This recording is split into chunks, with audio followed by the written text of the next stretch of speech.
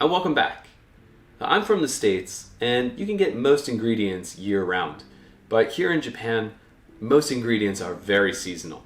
So I was thinking we would make a dish using some late autumn, early winter ingredients. And in my opinion, it's one of the best rice dishes ever. Today, we're going to be making Takikomi Gohan. Let's get started.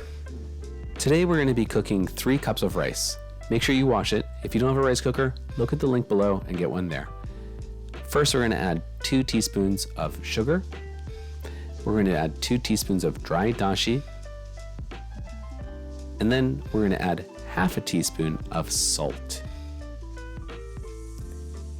All right, after that, we're going to be adding 2 tablespoons of mirin, shoyu or soy sauce, and yorishu or cooking sake. And what we want to do is really mix all of these flavors together. So get some chopsticks or anything that's not metallic and just mix away.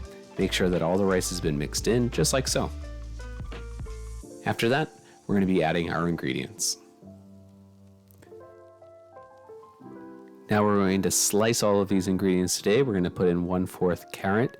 We're going to put half a pack of Shimeji mushrooms, 1 Iringi mushroom, 1 Shiitake mushroom, and 1 Atsuage. We're also going to be putting in about 160 grams of chicken thigh. This is uncooked. It's going to cook in the rice cooker today, so don't worry. Just make sure everything's packed down and it's nice and under the water before you put it into the rice cooker. Next, we're just going to close it and we're going to put on a regular cooking time. Push that button and you should come out with something looking beautiful just like this. Today we made this dish with 3 cups of rice, but if you want a stronger flavor, like koime, all you have to do is reduce it to 2 cups of rice instead. The same ingredients and same measurements. So let's just put our Takikomi Gohan into a bowl and let's get ready to eat this, because I'm pretty hungry.